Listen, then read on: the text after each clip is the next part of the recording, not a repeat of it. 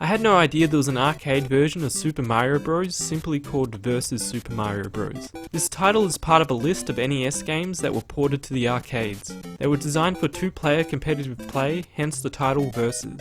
However, Versus Super Mario Bros. Isn't a direct port. There have been slight changes to the levels, such as no more 1-up mushrooms. Some of the order of the levels have been switched around. 6 levels have been removed and replaced with levels that would eventually be used in Super Mario Bros. The Lost Levels. Am I saying levels too much? So now if you've been living under a rock, I'll explain to you how Super Mario Bros. Is structured.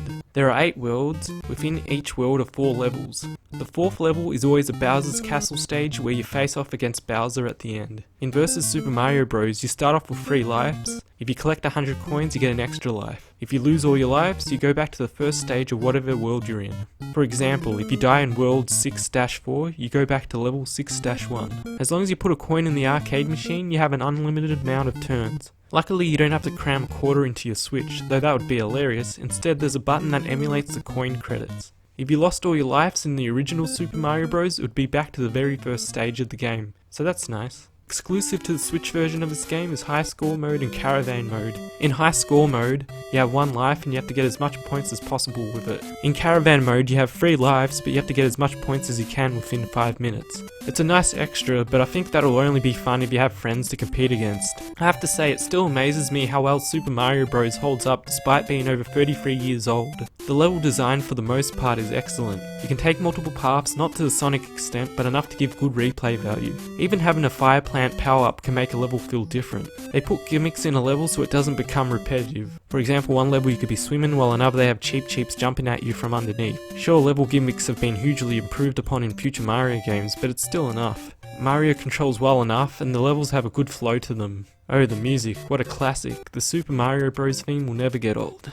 Now for the complaints. The game is pretty fun until you get to World 6. Level 6-3 is so damn hard. You have to do these ridiculous long ass jumps. There's even one part where you have to bounce off a paratrooper to make it to the other side. If you try a leap of faith, the paratrooper could be in a bad position, which means death. You have to do this thing to even see the paratrooper. It's so dodgy. There's the random bullet bills which can really screw you over. There's a jump that's impossible to make unless you're small Mario. Then the last jumps are so damn nerve-wracking. This looks like something out of a ROM hack.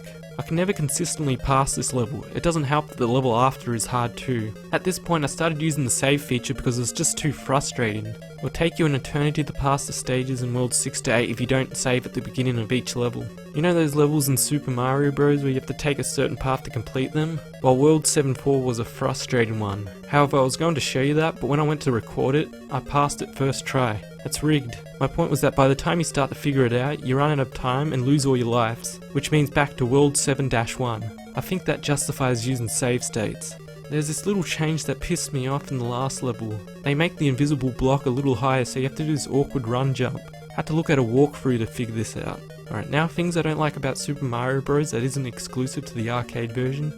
I don't like how slippery Mario is. It has caused me plenty of deaths. Mario's air movement is by no means perfect. Plenty of times I've made a jump and realised it was bad. I wanted to pull out but it was too late because the air movement sucks. Future Mario games have improved upon the controls. I hate the Hammer Bros and Bullet Bill randomness. A little randomness is okay, but not to the point where you have to rely on luck. Once again, future games have made things better. Would I recommend Versus Super Mario Bros? If you've already played a lot of the original and the Lost levels, then I wouldn't recommend it because there's only slight changes. If you aren't that familiar with those games, then I would recommend this as long as you use save states from World 6-8. I know, I spent more time on the negatives, but that doesn't mean I didn't like the game. I had a lot of fun with this.